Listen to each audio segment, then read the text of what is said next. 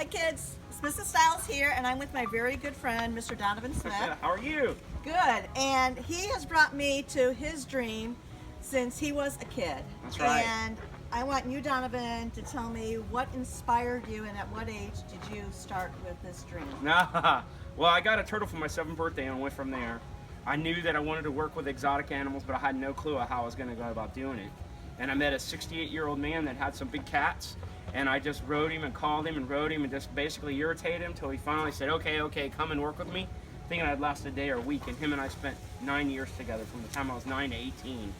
And I've had 5 mentors ever since, so I've never stopped the dream, never stopped dreaming. And what was the big cat that you worked with first?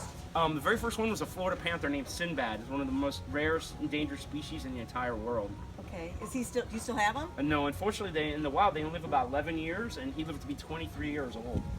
But I've been handling animals now for 35 years. 35 years. How do you get your animals? They all come to us from unfortunate circumstances. And Coulter here was born a male in a zoo. And in a zoo, you can have 100 females with one male. You put 2 males together with a female and they'll fight to the death.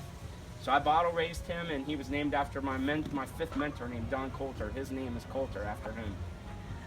How do you take care of all these animals? Do you have a lot of help, or aren't you afraid of them?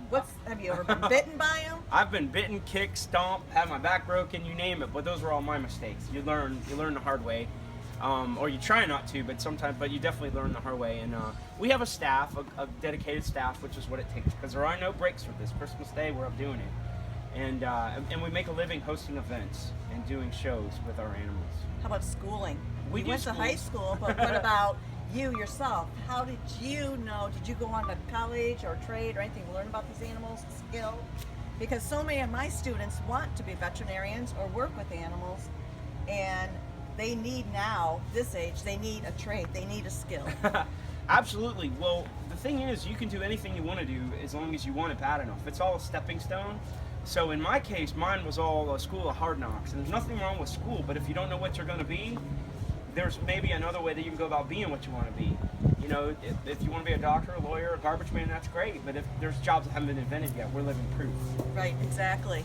So which ones are your favorite animals? It's always the one that I'm handling at the time. I have moments with my koi, I have moments with my giraffe. It's the animal I'm handling. I love them all. They're amazing. And they love me too, and it's real evident. You can see how social they are. We talked about character traits, what makes a person unique and special. What character trait do you feel that you have doing this job that makes you unique and special? I mean, I know determination's one. Absolutely. Well, the most important thing is to be yourself.